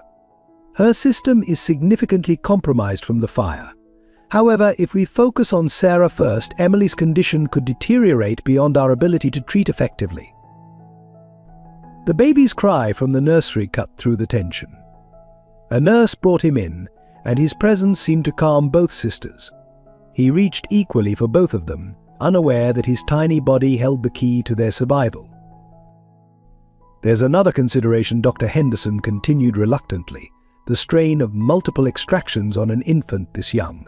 We're in uncharted territory. Each procedure increases the risk to the child. The room fell silent as the full weight of their situation settled over everyone. They weren't just fighting to save two sisters, they were gambling with 3 lives, including that of an innocent baby. Sarah broke the silence, her voice stronger than her weakened body suggested. I want to withdraw from the procedure. Sarah, no, Emily began, but her sister continued. Listen to me, all of you. I've spent 25 years letting others make impossible choices about our family. I won't let that happen again. This is my choice. Save Emily. Save my son. Let me go knowing I finally did something right. Michael stepped forward, his face set with determination. No more sacrifices. Sarah, you once wrote in your journal that you watched Emily help others, save lives, change the world. But you never saw that you had the same power. Your son needs both of you, the aunt who shows him how to help others, and the mother who shows him how to rise from the ashes of pain. Dr. Henderson cleared his throat. There might be a third option. It's even more experimental, but he paused, looking at his data. If we synchronize the treatments, conduct them simultaneously, using both cord blood and marrow in carefully timed infusions, we might be able to support both systems enough to. The risk, Michael demanded, higher than treating them separately. We'd be pushing every boundary of known medical science. The strain on all 3 patients would be extreme. If anything goes wrong, we could lose everyone. Emily reached for Sarah's hand across the space between their beds. Together, she said simply, like we should have been all along. Sarah looked at her son, then at her sister, and finally at Michael. You've all fought so hard to save me from others, from myself. Maybe it's time I fought too. The medical team sprung into action, preparing for the most complex procedure many of them would ever attempt. The sisters held hands as the preliminary medications were administered, their beds positioned side by side in the specially prepared operating room. Sarah whispered, as the drugs began to take effect, if this doesn't work. It will work, Emily insisted. We have 25 years of life to catch up on. I'm not losing you again. Michael stood between them, holding their free hands, watching the medical team prepare their son for his role in this desperate gamble. You're both the strongest people I know, he told them. And strength runs in your family all the way down to this little warrior. Dr. Henderson approached, his surgical mask in place. It's time. Last chance to change the protocol. The sisters exchanged one look, a look that contained 25 years of separation, of pain, of love, of hope. Then, together, they nodded. Save us all, Sarah said firmly, or let us go together. No more choosing, no more separation. As the anesthesia began to take hold, Emily squeezed her sister's hand one last time. See you on the other side, sister. We have so much life left to live. The last thing Sarah saw before consciousness faded was Michael holding their son, his lips moving in what might have been a prayer. The last thing she felt was her sister's hand in hers, just as it had been 25 years ago on that porch swing, before the world tore them apart. The operating room doors closed, and the most daring medical procedure St. Mary's Hospital had ever attempted began. Outside, Thomas S.R. sat in the waiting room, holding a photograph of two young girls on a porch swing, their whole lives ahead of them. Above them all, a morning sun broke through the clouds, casting golden light through the hospital windows, a light of hope, of possibility, of redemption. 12 hours into the synchronized procedures, alarms began blaring in the operating room. Sarah's vital signs were crashing, her body struggling against both the treatments and a devastating truth the medical team was only now discovering. Her cancer isn't just advanced, Dr. Henderson announced grimly, staring at the latest test results. It's mutated. The genetic markers suggest it's a rare variant, more aggressive than anything we've seen. Even if the treatment works, she has weeks at most. Michael, who had been watching from the observation room, felt his knees buckle. Through the glass, he could see both sisters lying unconscious, still connected by their clasped hands, while their son slept in the adjacent room, recovering from his part in the procedure. Dr. Henderson emerged from the operating room, his surgical mask pulled down, revealing a face etched with concern. Mr. Bennett, we need to make a decision. Continuing the treatment might give Sarah a few more weeks, but the strain could kill her immediately. If we stop now, Emily still has a chance. Does she know? Michael asked, his voice barely a whisper. Did Sarah know when she agreed to this? The doctor nodded slowly. We found her private medical records. She was diagnosed 3 months ago at another hospital. She knew exactly how long she had left when she started planning everything. The revelation hit Michael like a physical blow. Every entry in Sarah's journal took on new meaning. She hadn't just been planning revenge, she'd been racing against time. But her desperation to secure her son's future wasn't just about abandonment, it was about knowing she wouldn't be there to protect him. The fire, Michael realized aloud. She never expected to survive it. That's why she was so willing to stay behind. She was already dying. A nurse appeared with more test results. Dr. Henderson reviewed them, his expression growing even graver. The mutation is spreading faster than we anticipated. The trauma from the burns accelerated everything. We need to make a choice now. Through the observation window, Michael watched the sisters. Even unconscious, they maintained their connection, hands linked across the space between their beds. 25 years of separation, and now fate was threatening to separate them permanently. What would stopping the treatment mean for Sarah, he asked. Pain management, comfort care. Maybe a few days of consciousness to say goodbye. But Emily would almost certainly survive with the treatments we've already completed. Michael closed his eyes, remembering Sarah's words from the night before. No more choosing. No more separation. How could he honor that now, knowing that continuing might kill her faster, while stopping would definitely save Emily? The baby's cry from the recovery room provided his answer. Michael straightened, finding strength he didn't know he had left. Continue the treatment. Mr. Bennett, you need to understand. I understand perfectly, Michael interrupted. Sarah chose this. She chose to fight, to try for a miracle, knowing she might not survive either way. We owe her the chance to fight until the end, on her own terms. Dr. Henderson studied him for a long moment before nodding. We'll need additional consent forms. And you should prepare yourself and Emily for what might happen. Emily needs to know everything, Michael agreed. But not until she's strong enough to handle it. Sarah gave up everything to protect her sister. We can protect her a little longer. As the medical team resumed their work, Michael entered the recovery room where his son lay sleeping.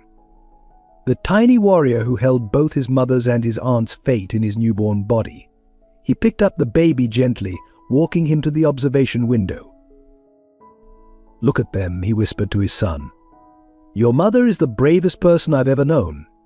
She knew she was dying, but she still chose to give everyone else a chance to live. That's real love, son. That's real strength. Through the glass, Sarah's monitors continued their ominous beeping, while Emily showed signs of improvement. The sisters lay suspended between life and death, their hands still joined, their fates still intertwined. Michael held his son closer, watching the medical team fight for both sisters' lives. Whatever happens, he promised the baby, you'll know everything. About your mother's courage, your aunt's love, and how they both fought to give you a future, no matter the cost. 3 days after the procedure, Emily regained consciousness to find her condition improving, but Sarah still unconscious, her burns and illness taking a devastating toll. The truth of Sarah's terminal diagnosis lay heavy in the room, though no one had yet told Emily directly. Something's wrong, Emily insisted, watching her sister's monitors with a doctor's trained eye. Her numbers should be better than this.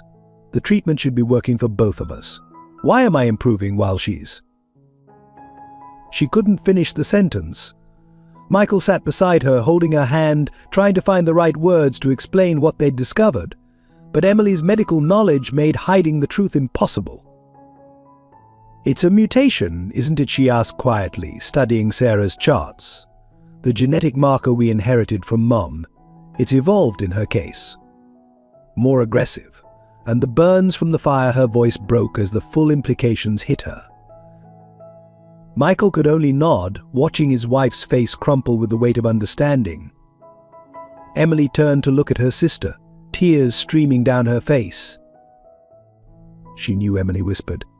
All this time, while she was watching me, planning everything, she was dying, just like Mom. And I never saw it. I was so caught up in my perfect life, my successful career saving other people's lives, that I couldn't see my own sister dying right in front of me. She tried to get out of bed, wanting to reach Sarah, but her weakness from the procedure kept her confined. I should have looked harder for her, should have fought Aunt Rebecca's restrictions, should have found a way to tell her I never stopped loving her, never stopped missing her. Emily, you can't blame yourself, Michael started, but Emily cut him off. Can't I? I'm the doctor, Michael. I'm the one who specializes in genetic conditions.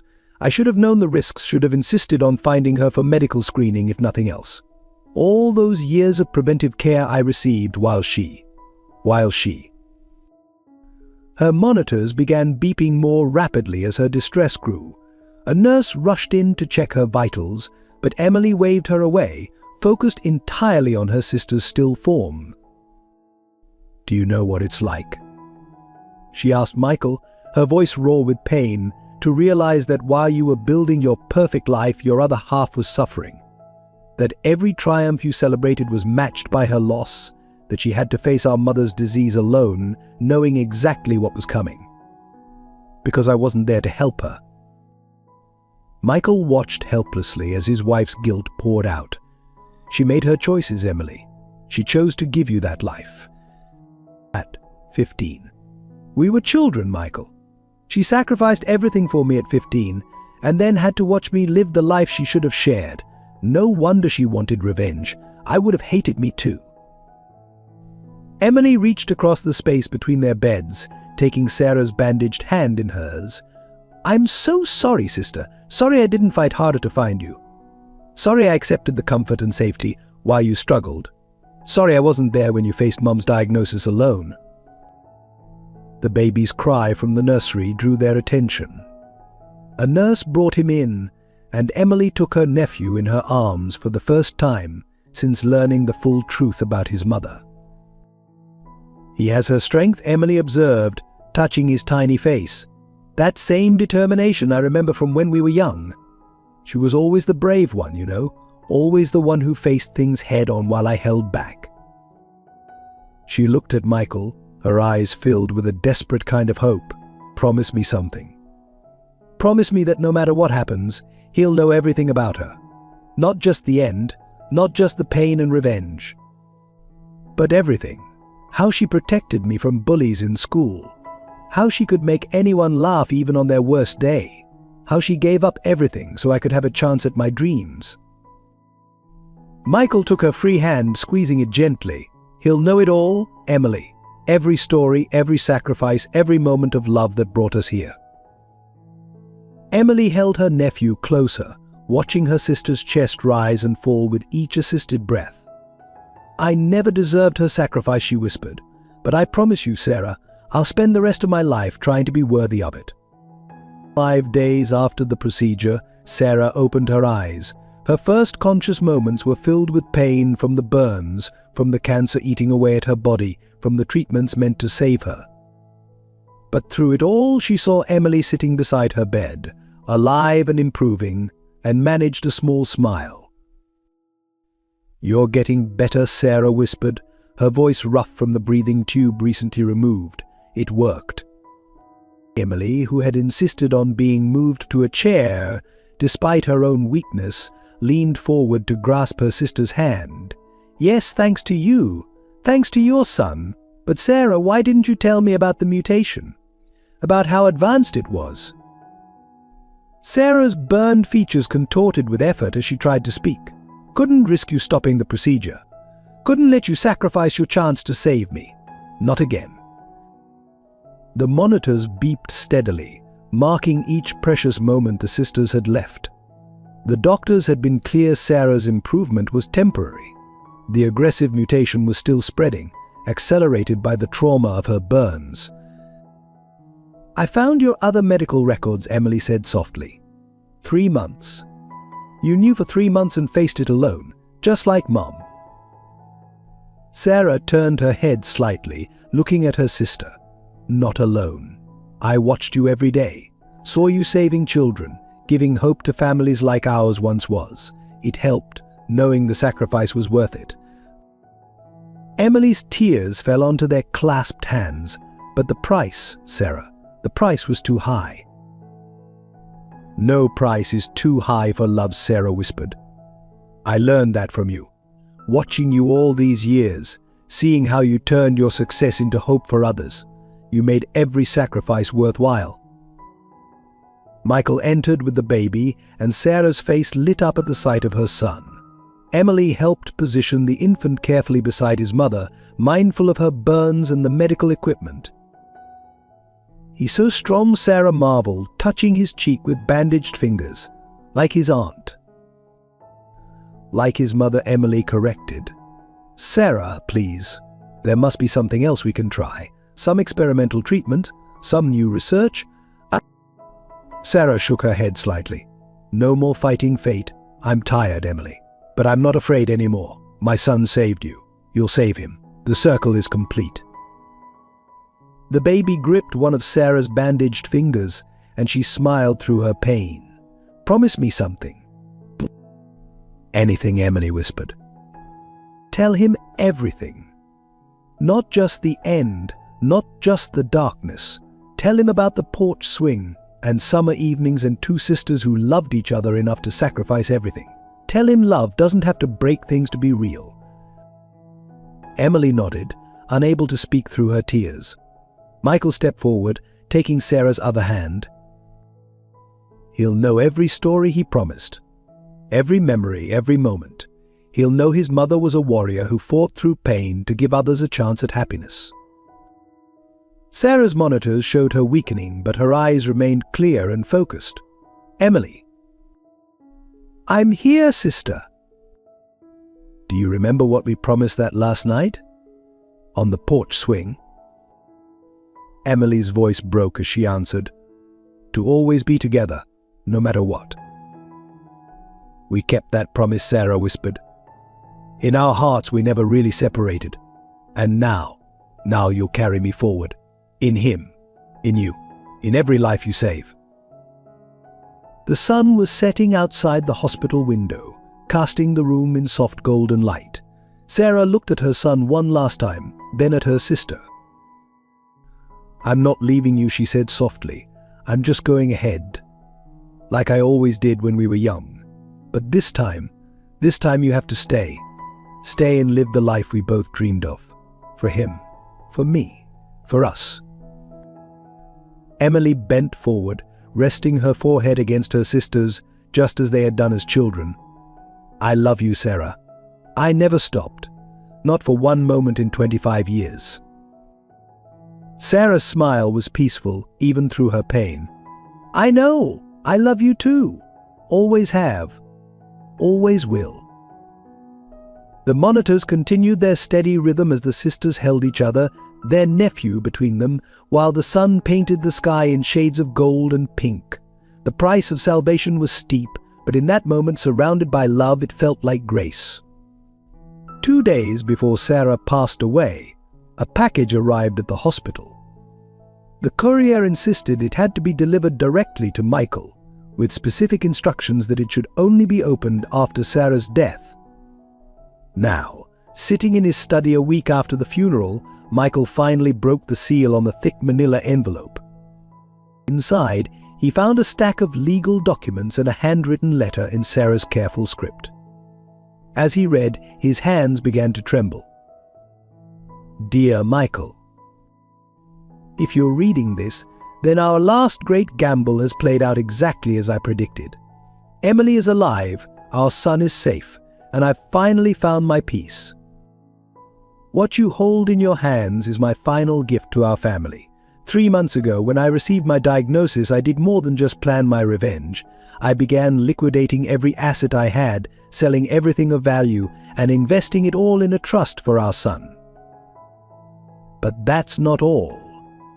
During my years watching Emily, I did more than just observe.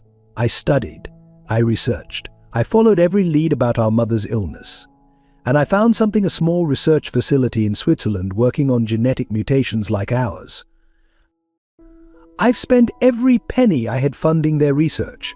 The documents you're holding include all their findings, their progress, their breakthroughs. They're close, Michael, close to understanding why the mutation affects some of us differently, why it turned so aggressive in my case.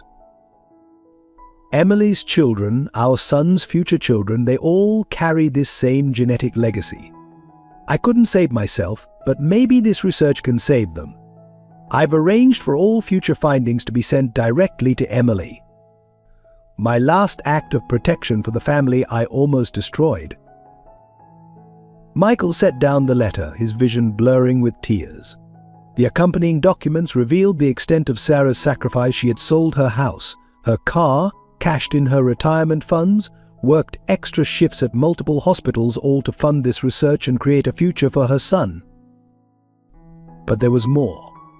The final document was a recorded testimony, legally witnessed and notarized, absolving Emily of any guilt in their separation. Sarah had detailed everything: Aunt Rebecca's manipulation, their parents' impossible choice, her own decision to sacrifice herself for her sister's future. I couldn't leave Emily carrying the weight of our past, Sarah had written. She needs to be free to live, to love our son, to continue saving lives without the shadow of guilt darkening her joy. This is my true revenge against fate, turning our pain into hope, our separation into purpose. Michael gathered the documents, his heart heavy with the weight of Sarah's final gift. She had transformed her dying months into a mission of love, working tirelessly to protect a future she would never see. In the nursery down the hall, he could hear Emily singing softly to their son Sarah's son, who they had officially adopted the day before she passed. The baby who carried both sisters' legacy in his blood, and now their hope in his future. "You never stopped being a sister," Michael whispered to Sarah's memory. "Even in your darkest moments you were protecting her, protecting all of us." He stood, gathering the documents to share with Emily when she was stronger. Outside his study window, the sun was setting in brilliant shades of orange and pink, the same colors that had painted the sky the day Sarah had found her peace, surrounded by the family she had given everything to save. The revelation came in the form of a worn leather diary found among Sarah's possessions. Their mother's journal, kept secret for 25 years, told a story far different from what either sister had known. Emily sat in Sarah's former hospital room, now empty except for Michael and their sleeping son, as she read the painful truth aloud. "My dearest daughters," the journal began, "if you're reading this, then the choice we made has already torn your lives apart. But there's something you need to know, something we never told either of you." The pages revealed that Aunt Rebecca's offer hadn't been spontaneous. She had orchestrated the entire situation, deliberately withholding financial help during their mother's first bout with cancer until the family was desperate enough to accept her terms. She wanted Emily, their mother had written. She'd always wanted a daughter to mold in her image, and she saw in Emily the perfect candidate. But she knew we'd never give up one of our children willingly. So she waited, watched us sink deeper into debt, watched us grow more desperate with each medical bill. Tears fell onto the weathered pages as Emily read how Rebecca had presented her offer as a blessing, a chance to save one daughter from poverty. But the truth was more calculated. She had engineered their financial ruin, ensuring they would have no choice but to accept her terms. "The night before we told you," the journal continued, "your father and I tried to find another way. We called every relative, every friend, every bank. But Rebecca had been thorough. She'd quietly convinced everyone that helping us would only enable our poor financial decisions. She'd planned everything, knowing exactly how to break us." Michael held Emily as she read about her parents' final, desperate attempt to keep their daughters together. They had even considered running away, starting over somewhere new. But their mother's cancer was spreading, and Rebecca made it clear that without her help, neither girl would have a mother for much longer. Sarah's sacrifice saved us all, their mother had written. When she spoke up, offering herself to foster care so Emily could have a better life, it broke something in me. But Rebecca had won. She knew that Sarah's noble choice would make it impossible for us to fight back without seeming selfish, ungrateful. The final pages were stained with tears, their mother's, and now Emily's. "My beautiful, brave Sarah, you thought you were choosing to save your sister, but Rebecca had chosen for all of us long before. And Emily, my precious girl, you thought you were the lucky one, never knowing you were actually the target of a manipulation that destroyed our family." Emily closed the journal, her hands shaking. "All these years I thought I was the fortunate one. But I was just a pawn in Aunt Rebecca's game. And Sarah, oh God, Sarah never knew. She died thinking she had made the choice, that she had saved me." Michael gathered her in his arms as she broke down, their son sleeping peacefully nearby, unaware of the weight of history being uncovered around him. "She did save you," Michael said softly. "Maybe Rebecca orchestrated the situation, but Sarah's love was real. Her choice to protect you, even at the end, was real." Emily looked at her son, Sarah's son, seeing in his peaceful face echoes of both sisters. "We have to tell him everything when he's older. Not just about Sarah's courage, but about the manipulation that tried to break us. He needs to know that love can survive even the most carefully planned destruction." The setting sun cast long shadows across the hospital room where Sarah had found her peace, where sisters had reunited, where truth had finally emerged from decades of careful lies. In the quiet, Emily held her mother's journal close, feeling for the first time that she could forgive herself for being the chosen one. She hadn't been lucky, she had been weaponized against her own sister. But Sarah's love had proven stronger than any manipulation, lasting beyond even death itself. In the weeks following Sarah's passing, Emily found herself drawn to the box she had kept hidden in her office for 25 years. Inside were hundreds of letters, private investigator reports, and photographs, a chronicle of her relentless search for her sister. The earliest letters, written in a teenager's hopeful hand, bore return to sender stamps: "Dear Sarah, I started college today. My roommate has a twin sister too. They finish each other's sentences, just like we used to. I miss you so much it hurts to breathe." Each year brought new attempts. Emily had hired detective after detective, each one finding traces of Sarah only to lose her trail again. Now she understood why Rebecca's people had always been one step ahead, orchestrating an elaborate dance of near misses and lost connections. "I found these in her apartment," Michael said softly, placing a matching box on Emily's desk. Inside were all the letters Emily had sent, carefully preserved though never opened. Sarah had kept them all, carrying her sister's words with her even when she couldn't bear to read them. Emily lifted out a newspaper clipping from 15 years ago, her first major surgical success, saving a child with a rare genetic condition. In the photo's background, barely visible, was a nurse watching from the doorway. Sarah had been there, witnessing her sister's triumph, while planning what she thought would be her revenge. She never missed a single important moment, Emily realized, sorting through more clippings. While I was searching everywhere else, she was right beside me, watching, waiting, loving me even through her pain. The most recent private investigator's report was dated just 3 months before Sarah's reappearance. Emily had been so close to finding her, not knowing that by then, Sarah was already working in her own hospital, already carrying her son, already dying. "I spent a fortune trying to find her," Emily told Michael, touching the stack of reports. "Hired the best investigators, followed every lead. But she was always just out of reach. Now I know why she needed to find her way back to me on her own terms." The final item in Emily's box was a photograph taken the day before their separation, two identical girls on their porch swing, arms around each other, smiling at a future they couldn't imagine. Emily had carried a copy in her wallet every day for 25 years. Now she discovered Sarah had done the same. Her copy was found in her nurse's locker, worn from years of handling. "She never stopped being my sister," Emily whispered, holding both photographs side by side. "Even when she was planning to destroy my life, she was really trying to save it. She knew the leukemia would find me eventually, just as it found her. Everything she did, the surveillance, the planning, even taking the job at my hospital, it was all to be there when I needed her most." Michael wrapped his arms around his wife as she finally allowed herself to grieve, not just for Sarah's death, but for all the years they had lost. Their son, Sarah's greatest gift, slept peacefully in his carrier, unaware of the weight of love and sacrifice that had brought him into their lives. "She found me," Emily said softly, touching the photographs. "In the end, when it mattered most, she found her way back to me. And this time, nothing will separate us again." 1 year after Sarah's passing, St. Mary's Hospital unveiled its newest wing, the Sarah Miller Center for Genetic Research and Family Reunification. Emily stood at the podium during the opening ceremony, her son Thomas Jr.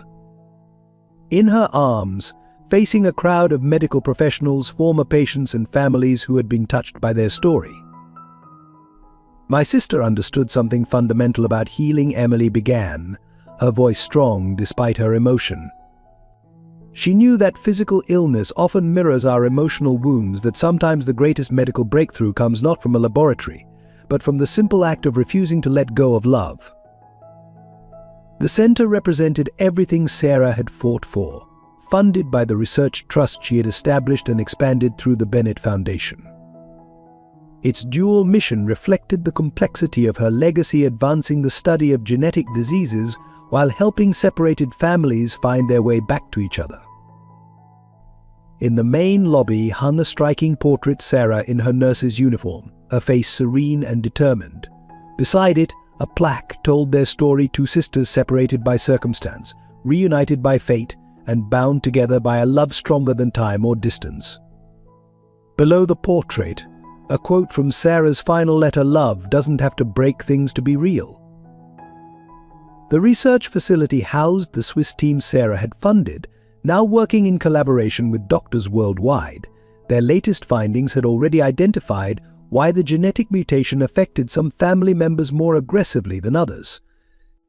Emily, her own health now stable, worked closely with them, determined to ensure no other family would face the same devastating choices. "Sarah's greatest gift wasn't just saving my life," Emily continued at the podium. "It was showing us that healing is possible even after decades of pain, that forgiveness can rise from the ashes of revenge, that love, even when twisted by suffering, can find its way back to truth." Thomas Jr., now a toddler, reached toward his mother's face, wiping away tears she hadn't realized were falling. The gesture, so like something Sarah would have done, brought fresh emotion to Emily's voice. "This center will carry forward my sister's legacy. Every family reunited, every medical breakthrough, every life saved will be a testament to her belief that it's never too late to choose love over pain, healing over hurt." The facility's first success story stood in the audience, a young woman who had found her twin brother after 20 years of separation, their reunion facilitated by the center's resources. Their presence was living proof that Sarah's vision extended beyond her own family's healing.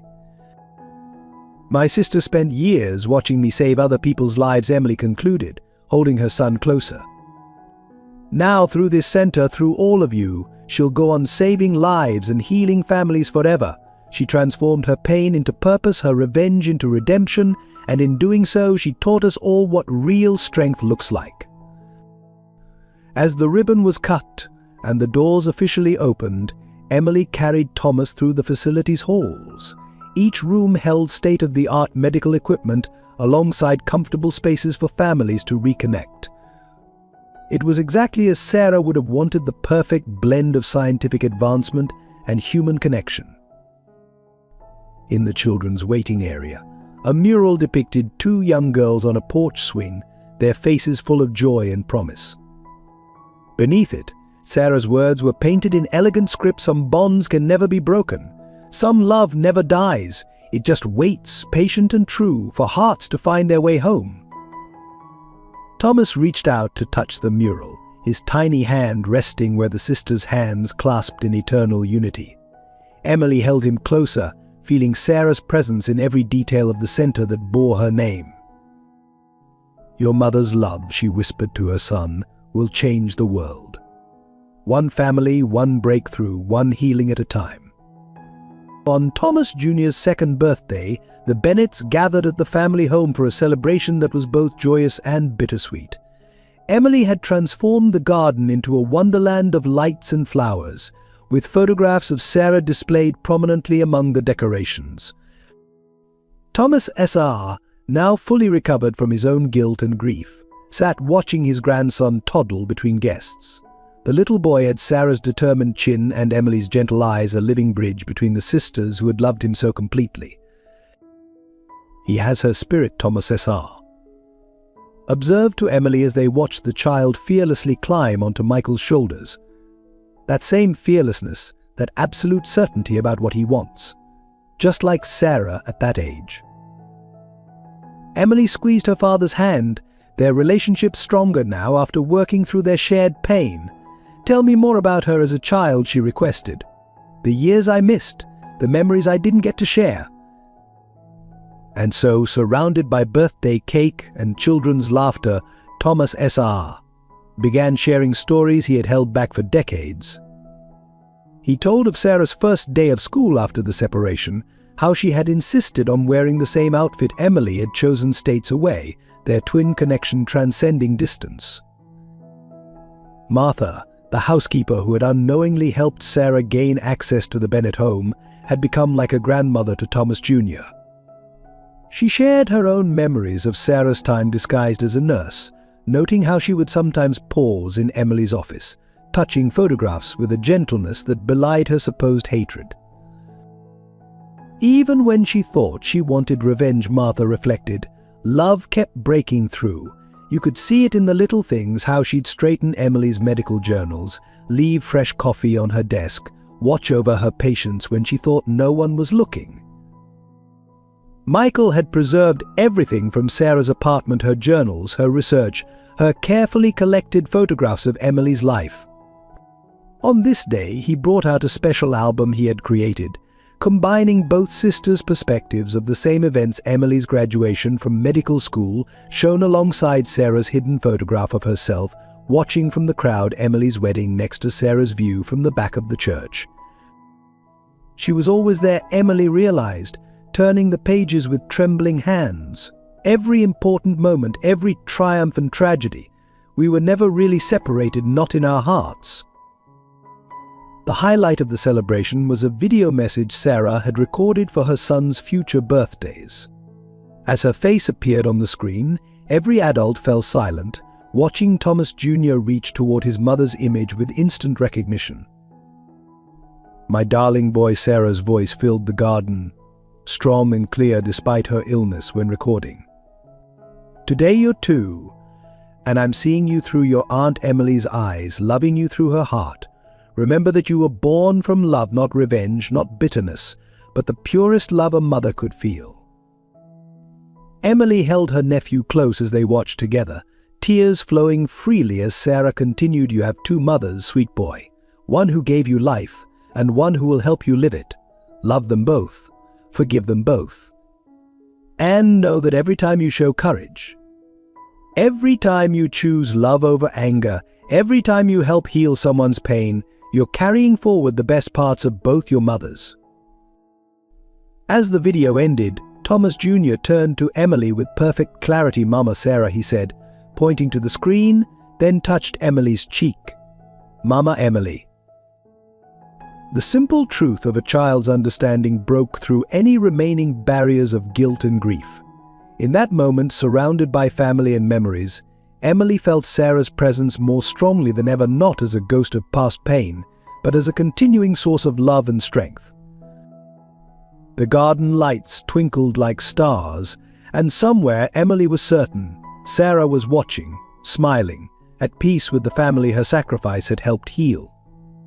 5 years after Sarah's passing, Emily stood in the garden where they had celebrated Thomas Jr.'s 2nd birthday. The space had become a sanctuary of memories and new beginnings, filled with Sarah's favorite flowers and the sounds of children's laughter. Thomas Jr., now 7, sat on the same porch swing where his mother and aunt had made their childhood promises. Beside him was his new sister, Hope Sarah Bennett, born to Emily and Michael 2 years earlier. The genetic research Sarah had funded had helped ensure Hope would not carry the mutation that had claimed her aunt's life. "Tell me about Mama Sarah again," Hope requested, her small hand clasped in her brother's. Thomas Jr., already his sister's fierce protector, began the story they both knew by heart. "Our mother was the bravest person in the world," he said proudly. "She loved so much that she saved everyone, even when she was hurting. And now she watches over us from heaven, making sure we remember that love is stronger than anything." Emily watched her children from the doorway, marveling at how Sarah's legacy lived on in these young hearts. The Sarah Miller Center had grown beyond their wildest dreams, helping hundreds of families reunite while making groundbreaking advances in genetic research. Michael joined her, wrapping his arms around her waist. "Sarah would love this," he said softly. Her son teaching her story to her niece, the garden blooming, the family whole and healing. The porch swing creaked gently as the children swayed, their voices carrying across the evening air. They were singing "You Are My Sunshine," the lullaby Sarah had recorded for Thomas before she died, which had become their family's anthem of hope and resilience. Emily touched the locket around her neck, the twin to the one that had started their journey of reunion. Inside now were 3 photos, the sisters as children, Sarah holding newborn Thomas, and the whole family at Hope's christening, Sarah's portrait prominently displayed among them. "We did it," Sister Emily whispered to the setting sun. "We kept our promise. We're together in all the ways that matter. Your love lives on in your son, in Hope, In every family, the center helps heal. The garden had become more than just a memorial. It was a testament to the power of love to transform pain into purpose. Each flower, each laugh, each moment, each moment of joy was proof that Sarah's final choice had birthed not an ending, but a new beginning. Thomas Jr. ran to his mother, Hope toddling behind him. "Mom, can we have a sleepover in the garden tonight, under Mama Sarah's stars?" Emily smiled, remembering how she and Sarah had once done the same thing, whispering secrets to the night sky. "Of course, my loves. Your mother and I used to do that too." As twilight deepened into night, the family gathered in the garden. Michael set up the tent, while the children arranged their sleeping bags. Emily hung fairy lights that twinkled like the stars above, creating a magical space between heaven and earth.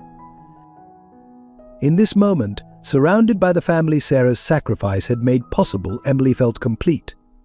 The circle of love her sister had spoken of was unbroken, mother to son, aunt to niece, sister to sister, past to future. The stars shone brightly overhead as Emily tucked her children into their sleeping bags. Remember, she told them softly, love doesn't have to break things to be real. Sometimes it builds something even more beautiful from the pieces. Dear viewers, if this story of love, sacrifice, and redemption has touched your heart, we'd love to hear your thoughts. What moments moved you the most? How did Sarah and Emily's journey resonate with your own experiences? Share your reflections in the comments below. Support our team by subscribing to our channel, allowing us to continue bringing you these powerful narratives of human connection. Help spread these messages of hope by sharing this video with your loved ones who might find comfort and inspiration in these stories. Don't forget to like this video. Your support means everything to us and encourages us to keep crafting these emotional journeys. Let's build a community where stories of love and healing can touch more hearts. Thank you for being part of our storytelling family.